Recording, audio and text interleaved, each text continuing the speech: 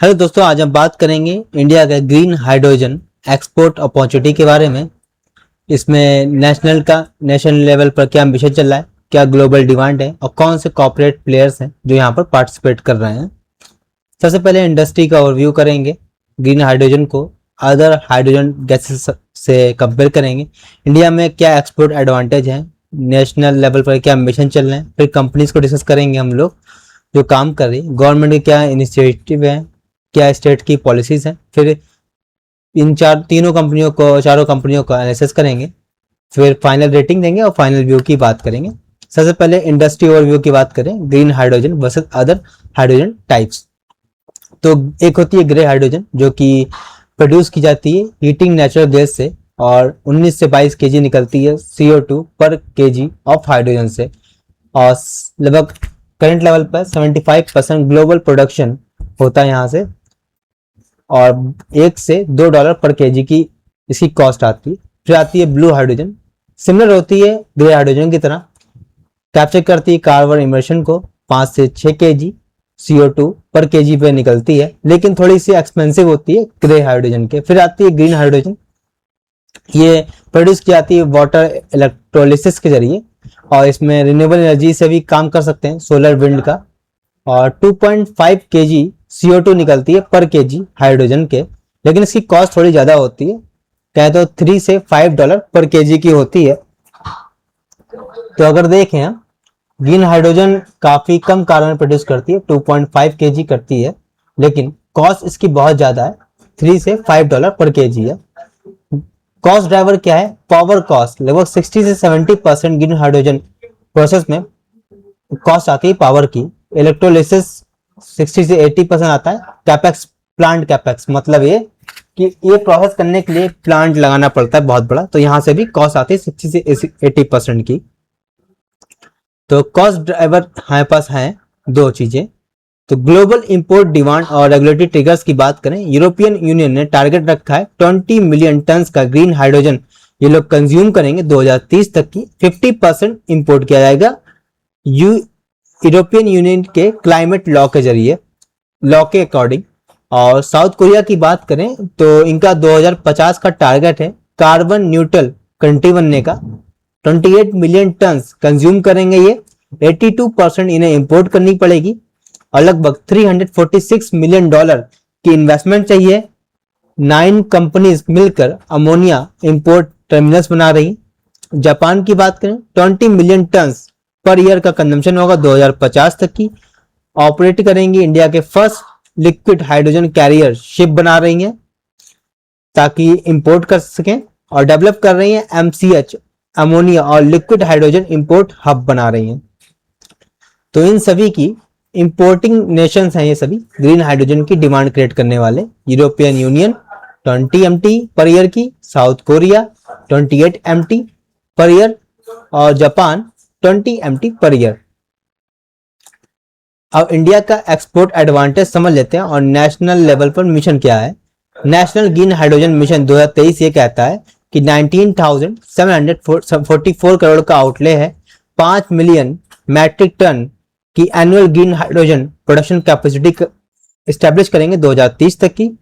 Cost as हमारे पास ये है, इंडिया की सोलर पावर्ड कॉस्ट अभी 35 मेगावाट पर आवर है, $35 की, जो कि बहुत ही ग्लोबल लेवल में काफी सस्ती है। और इंडिया के ग्रीन हाइड्रोजन प्रोडक्शन कॉस्ट की बात करें तो लगभग $4.4 पर केजी से 3.5 केजी आ जाएगी 2030 तक की। तो हमारे पास कॉस्ट कम हो रही है, एक एडवांटेज है। एक्सपोर्ट टारगेट की बात करें तो इंडिया का एम है 10% का ग्लोबल मार्केट कैप्चर करना, ग्रीन हाइड्रोजन में एक्सपोर्ट करना 10 मिलियन मैट्रिक टन हर साल और जनरेट करना $3 से $5 बिलियन का एक्सपोर्ट अगले साल के अंदर, अगले 10 सालों में ग्रीन हाइड्रोजन के एक्सपोर्ट एम्बिशन के लिए। तो गवर्नमेंट का ये प्लान है। सबसे पहले इंसेंटिव दे रही है, कैपेसिटी स्टैब्लिश कर रही छोटी सी, फिर सोलर कॉस्ट लगा रही है, ग्लोबल लेवल पर मार्केट शेयर का टारगेट है और एक्सपोर्ट रेवेन्यू का भी टारगेट है इंडिया का। अब रिलायंस इंडस्ट्री, अडानी ग्रुप की बात करें, सबसे पहले रिलायंस इंडस्ट्री $10 बिलियन की इन्वेस्टमेंट कर रही है और 3 मिलियन मैट्रिक टन की पर एनम की हाइड्रोजन कैपेसिटी स्टैब्लिश कर लेगी 2032 तक की। पार्टनरशिप कर रही है डेनमार्क की कंपनी के साथ 27 डल के साथ इलेक्ट्रोलाइजर के लिए और गीगा फैक्ट्री ऑपरेशन हो जाएगी 2026 के एंड तक की। साइन कर रखी है डील 15 साल के लिए और $3 बिलियन की green ammonia supply agreement sign किया है सैमसंग और सीटी के साथ।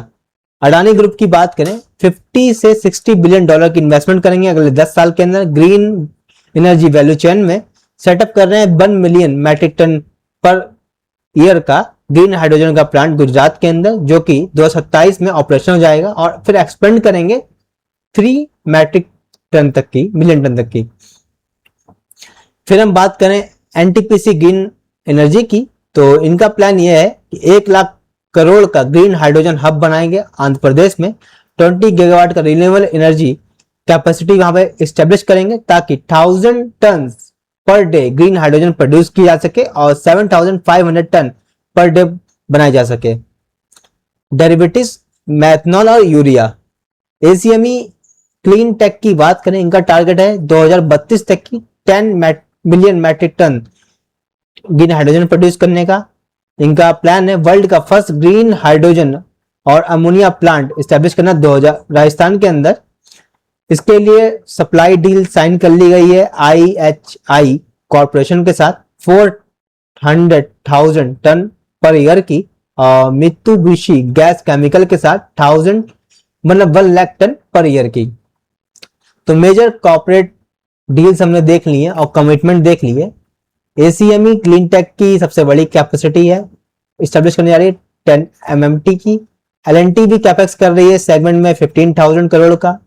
एनटीपीसी ग्रीन 1 लाख करोड़ का हब बनाएगी ग्रीन हाइड्रोजन के लिए। रिलायंस इंडस्ट्री 10 बिलियन का इन्वेस्टमेंट करेगी 2032 तक की। वहीं अडानी ग्रुप 50 से 70 बिलियन डॉलर का इन्वेस्टमेंट करेंगे 10 सालों में। लार्सन एंड टर्बो की बात करें तो 15,000 करोड़ का कैपेक्स प्लान कर रहे हैं। लक्ष्य स्ट्रेटेजी के जरिए एक्सपेंड करेंगे ग्रीन हाइड्रोजन ग्रीन अमोनिया के अंदर।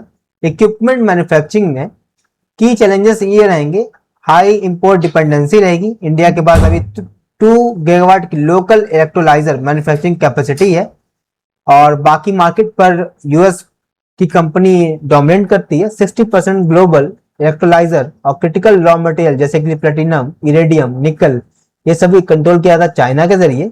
ग्लोबल एक्सपोर्ट कंपटीशन बढ़ जाएगा, कंपटीशन यूएई से मिलेगा।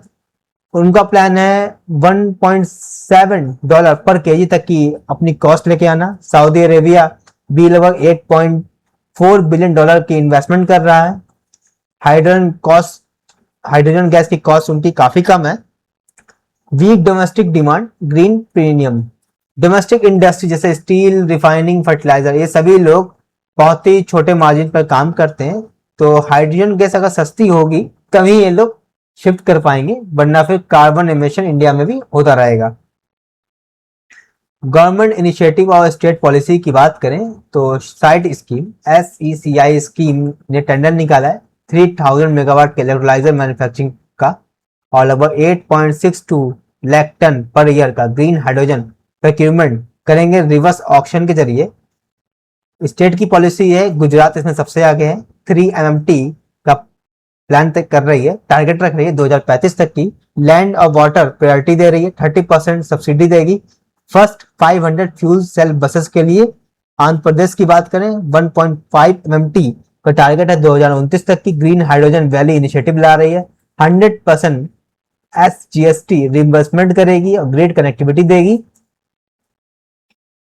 कंपेटिटिव स्नैपशॉट देखें तो सभी कंपनियां कुछ ना कुछ कर रही हैं और अपने आप को नई अपॉर्चुनिटी कैप्चर करने के लिए तैयार कर रही हैं। अगर फाइनल रेटिंग दें और व्यू की बात करें तो रिलायंस इंडस्ट्री को 4.4 की रेटिंग देंगे। स्ट्रॉन्ग फाइनेंशियल बैकिंग है और ग्लोबल पार्टनरशिप भी काफी बड़ी कंपनी के साथ है। अडानी ग्रुप को 4.2 की रेटिंग देंगे। लार्जेस्ट कैपिटल कमिटमेंट की गई है, वैल्यू चेन अप्रोच पे कंपनी काम करती है। एनटीपीसी ग्रीन की बात करें 3.7 की रेटिंग देंगे। स्ट्रॉन्ग PSU का सपोर्ट है। कुछ ग्लोबल पार्टनरशिप की है जो अभी डिस्क्लोज नहीं की गई है। एसीएमई क्लीन टेक की बात करें 3.6 की रेटिंग देंगे। रियल एक्सपोर्ट कॉन्ट्रैक्ट इन्होंने साइन कर लिए हैं, तो इसका स्मॉल बैलेंस शीट इंपैक्ट पड़ सकता है कंपनी के ऊपर। एलएनटी की बात करें 3.4 की रेटिंग देंगे। कंपनी अपने आप को डाइवर्सिफाई कर रही है, ग्रीन हाइड्रोजन के इक्विपमेंट बनाने के लिए इनडायरेक्ट कंपनी का एक्सप्लोजर है, लोअर रिस्क का एक्सप्लोजर रहेगा। तो अगर हम फाइनल व्यू की बात करें तो इंडिया का ग्रीन हाइड्रोजन जो मिशन है वो लॉन्ग ड्यूरेशन अपॉर्चुनिटी क्रिएट करता है कंपनीज के लिए, और भी जब एक इकोसिस्टम डेवलप होता है तो बहुत सारी अदर कंपनीज को भी इनडायरेक्ट तरीके से फायदा मिलता है। तो इस थीम को हमें फोकस में रखना चाहिए, अपनी वॉच लिस्ट में इन स्टॉक्स को रखना चाहिए। तो ये वीडियो हमारी सिर्फ और सिर्फ एजुकेशनल पर्पज की थी, कोई भी बाय सेल की रिकमेंडेशन नहीं है। कोई भी निवेश करने से पहले अपने वित्तीय सलाहकार से बात करें। अगर आपको वीडियो पसंद आए तो लाइक करें, शेयर करें, सब्सक्राइब करें। धन्यवाद।